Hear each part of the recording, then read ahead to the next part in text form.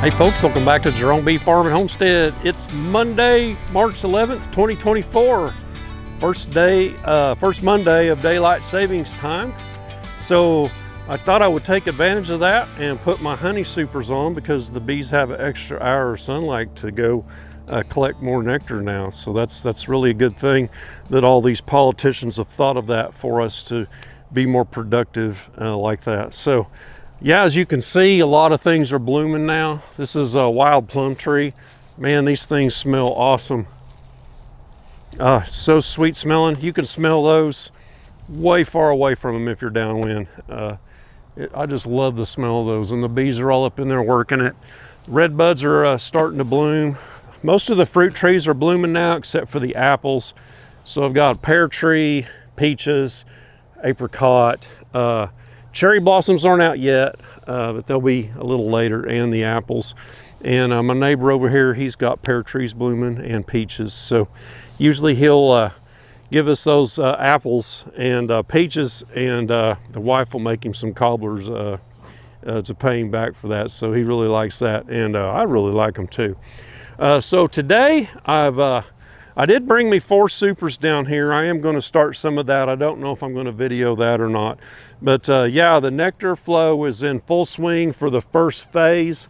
And after the red buds are done here, I think it takes a little downturn and then it kicks back in again later on. And I think some of that is honey locusts. I don't know what else, but there's an alfalfa field a couple miles to my north here, and I think they actually get on some of that, and that's a big nectar flow for them as well.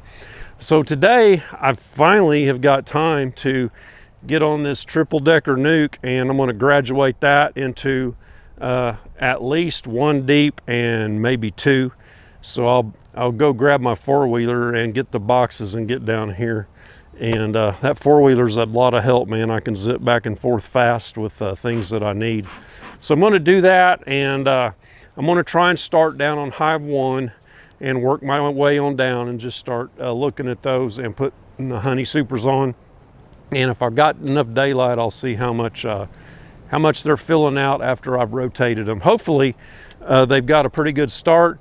I can start taking off my feeder shims and any leftover plastic from the Hive Alive fondant patties and get those out of there. And if there's any pollen patty left, I may leave that. I don't know. I can just leave that laying on the frames.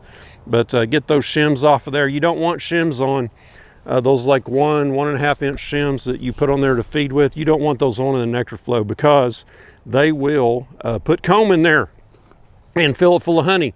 And you don't want that. So yeah, well, let's get started on this Triple Decker Nuc and get it graduated and then see how much daylight I've got left. Let's get going. Okay, here's our Triple Decker Nuc, and it's got a feeder shim on there, so I've been feeding him a little bit.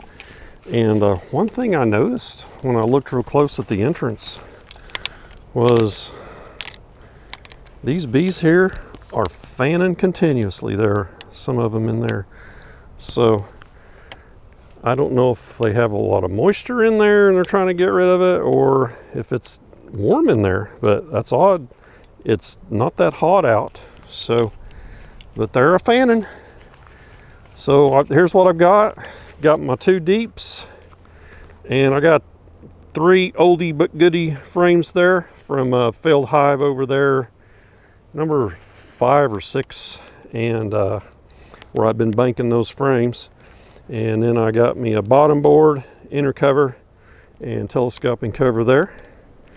So planning on going to 2 deeps. I can't imagine them just fitting into 1. So there should be 15 frames in here, but I think some of these just have 4. I'm not sure, but whatever I need to fill it out, I'll run up to the barn and get some blanks and that need drawn and give to them, because this is a swarm hive from last year that it went into the dormer of my house, and I shot some bee quick in there to get them out of my house because that wouldn't have been no fun getting them out of there on that steep roof. And they flew over to a tree, and I sucked them out of there with my bee vac and got them set up here.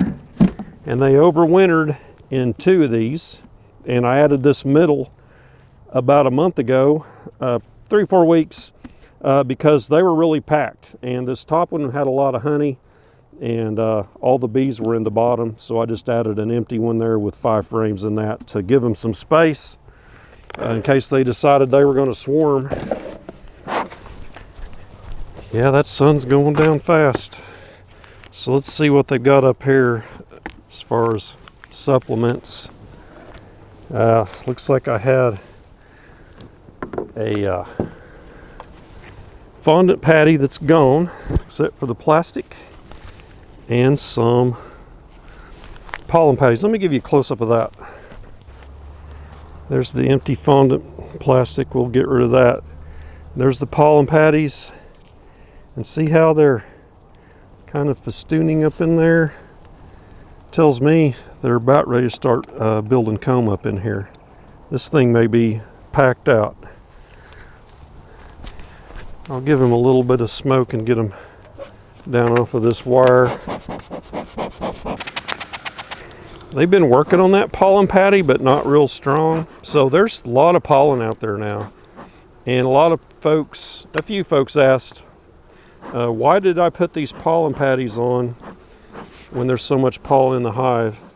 Well, these pollen patties have a lot of really beneficial nutrients that'll help boost your hive and get it going faster. There's more than just pollen in it, I guess is what I'm saying. So this is completely empty. This was a Hive Alive fondant. So if you haven't seen my videos on this is good stuff. And they did send this to me. They sent me 2 boxes of that. So very generous of Hive Alive. Thank you for that. And they sent me a box of their 15% pollen patties, which is really good stuff as well. So I've got my hive stand back here. So I'll break these apart and set them down. So here's what the pollen patty looks like. So it's pretty moist looking. So they may be fanning to clear the moisture out of there, I don't know.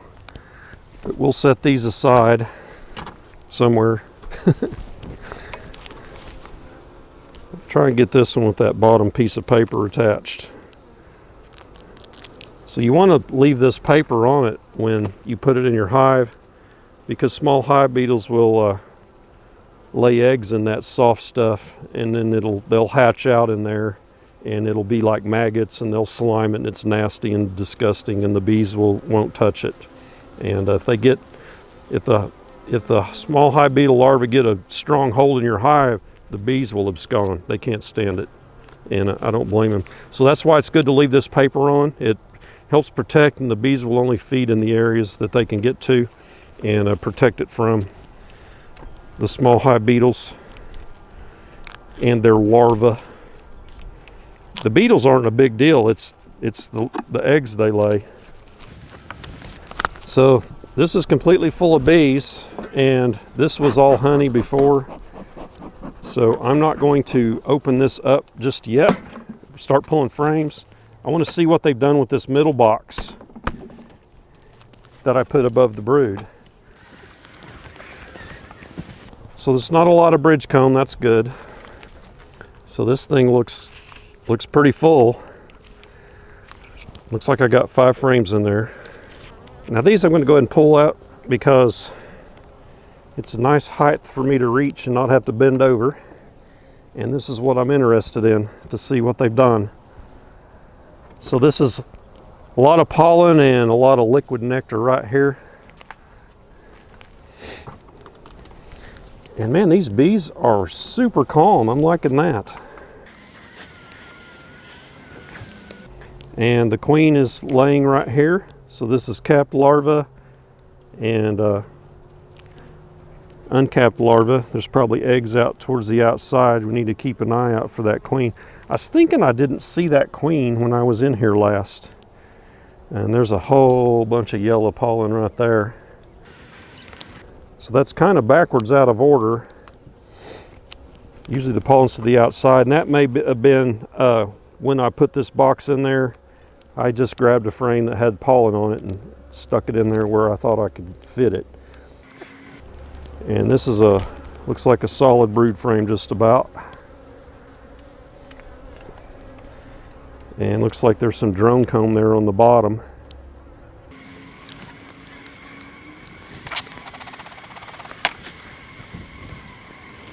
And this looks kind of like that first frame. A little bit of brood there, got pollen out here. So the queen has come up in there and she started laying pretty good. And this is almost all larvae here. Don't see her. I like to know where my queen is when I move a lot of frames around and put them in new boxes like this. Make sure I don't accidentally get her and hurt her. And this is all pollen and nectar, so they don't need fed anymore. And this is kind of empty here on the outside. So we'll put this back together. And I know there's a lot of brood in the bottom, so I'm just going to pull it off and then we'll start putting this thing back together in the deep boxes. No swarm cells, yay. Still a little early for that. I did have a really early swarm last year, but it was from a supersedure. It wasn't from swarm cells. It was from a supersedure cell with an extra queen, so it was like a cast swarm, not your typical springtime swarm. All right, let's get this off of here. So I'll keep track of those over there, top, middle, and bottom. So we'll start reconstructing this now. So I'm just going to take the whole thing.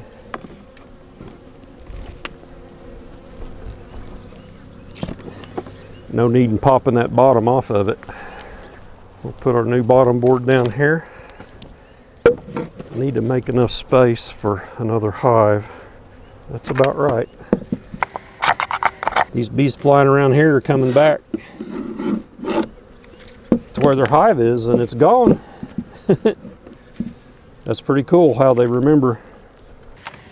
All right, let's put our deep box, and then we'll start getting into that bottom box now and start moving those frames over.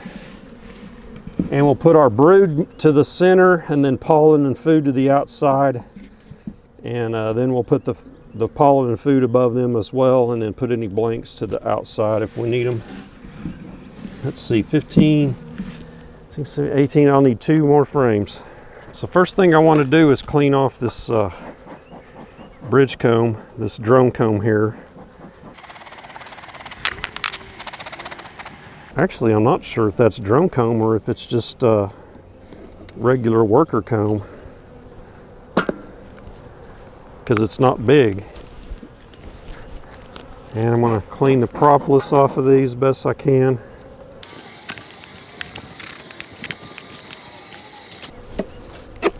Okay.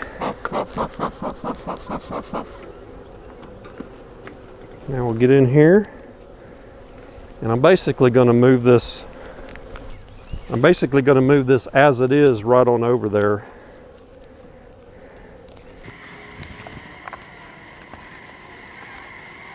So that's got a little bit of pollen on the outside and a lot of pollen there. So we'll probably want our brood inside of that frame from this box here. They're not as friendly as they were earlier on. They're getting a little angry. Not bad though. Okay, this is brood. This is a really solid brood frame. Nice strong hive. So that's where we want that. I'm guessing we're going to have 2 more frames just like that. We could probably throw a honey super on this one as well. So this is all brood here. Nice. A lot of it's emerging. Don't see the queen.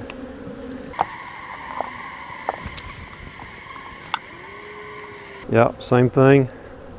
Very strong brood frame on both sides. And this one probably has some on the inside here. Nope, it's pollen. This is pollen and empty. So we could put this to the outside a little bit, and the remaining brood frames we get from that middle box we'll put between here. Keep all of our brood together so they can keep it warm. So this was all pollen. I'm going to set it aside because I just want brood right now. This is all pollen here. Oops, there's brood. I'm going to put the I'm going to reverse this. I'm going to put the pollen to the outside and that little bit of open brood, the larva, towards this brood. This is brood on both sides. I'll probably put the other one right there. If I remember right, it wasn't this frame but the next.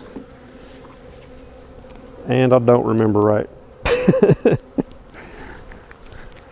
This has, most of it's on this side. This side's mostly pollen but some capped brood, so I'm going to flip it and put the open larva to the inside where it will be warmest. And I think that's it for the brood. Yes, this is all pollen here. So all of our brood is together now on the bottom. Smoke out your pinch points. Get the bees out of there. We need one more frame down here. We'll put it right there. That'll be this one with all the pollen on it and nectar. Looks like I got a wobbler to put a stick under that so it doesn't wobble. Now we'll start on our second deep with our 3 oldies but goodies. It's some old frame. They're dark, but they're in really good shape. I'm going to go ahead and use them for this purpose. Actually, I'm going to move those out for now, and I'm going to put those 5 up here kind of as is. And then we'll figure out where we're going to put our 2 blanks. So this is going to be mostly nectar up here, I believe, and honey. I'd be surprised if we see brood up here. If this middle box was packed full of brood, then I would think maybe we would see some up here. But since it wasn't, I don't think the queen's been up here yet. So there's some capped honey there. Same thing. And I'm not flipping these around the same orientation. It doesn't matter. As much as we moved around, it's not going to be a big deal.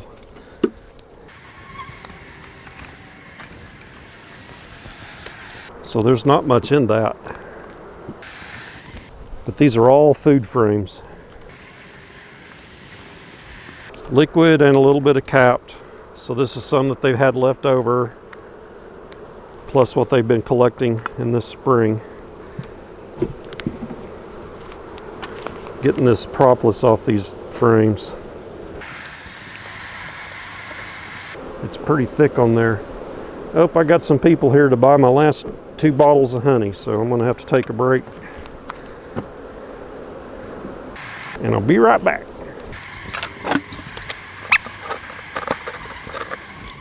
Okay, we're back. I got me a couple extra frames and sold my last 2 jars of honey, or bottles. Had 1 glass and 1 squeeze. Honey sale been pretty good this year. It's been slow and steady. That was the last of it. Now there's some bees in this one here that had the bottom box. So we'll just take that over there and then let them find their way back in, especially since our queen might be in there, that I doubt it. And this is some capped honey, mainly empty. So I'm going to put it to the outside,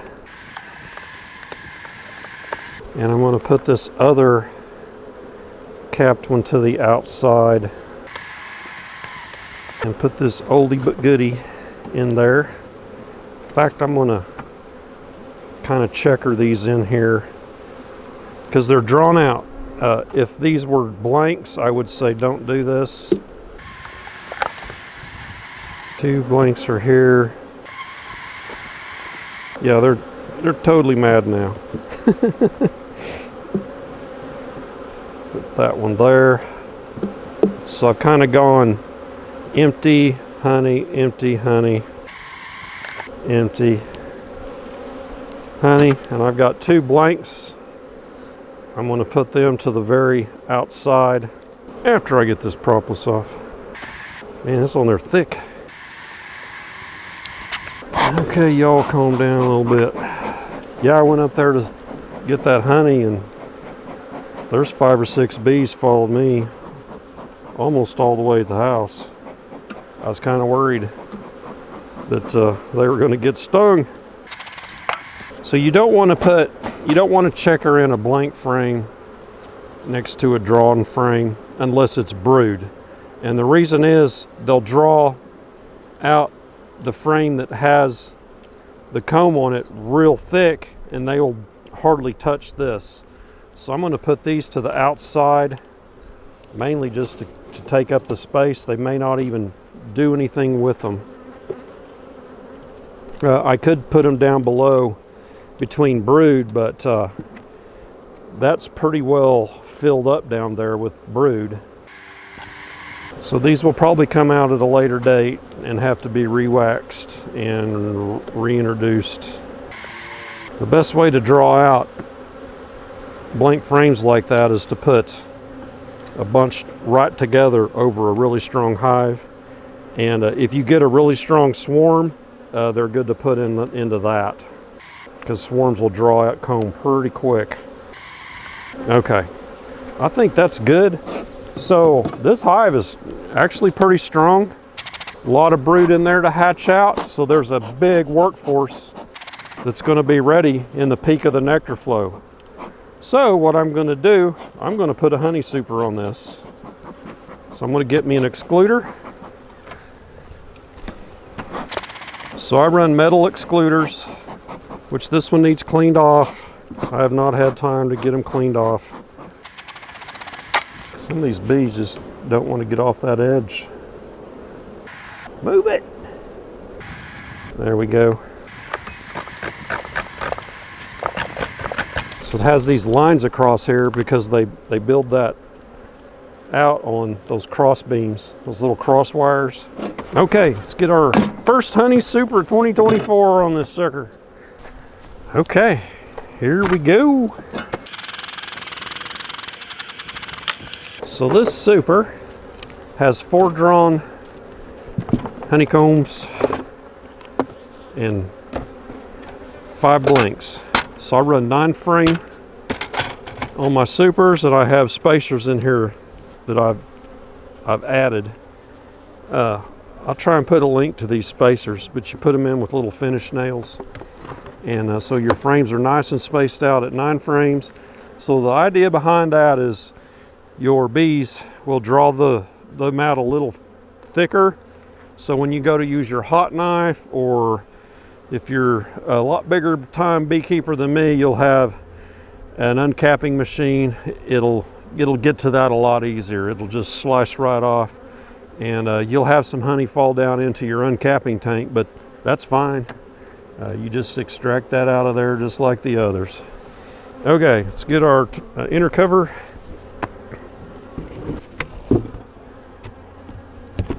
And we forgot these bees over here.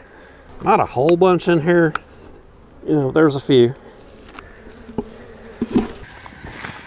A lot of fanning out here. So I'll just set these up here like this and like this. And those bees will go right up in there.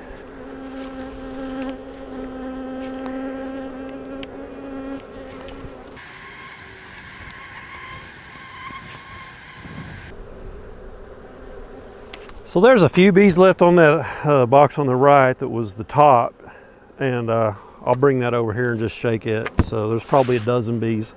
But yeah, so we got this triple decker graduated, and it's like another triple decker, right? Except the third one is super. I think they will do well, because this was a swarm hive last year. So that's a swarm queen wherever she's at. And if I find her, I'll get her marked red, and so I'll know what year she came from. But yeah, swarm queens will typically do good. So she's laid up quite a bit. They may supersede her sometime later on in the spring, but we'll see. If they don't, this hive ought to do really good. So I'm gonna get those next 3 supers, and I'm gonna head down to hive 1 and just start working my way down. I'm not gonna video that. So I hope you enjoyed this and saw the first super 2024 go on the Jerome bee farm. It's kind of exciting. So we'll catch you on the next one. So give me a thumbs up, and don't forget to subscribe on your way out. We'll catch you on the next beekeeping video. Y'all take care.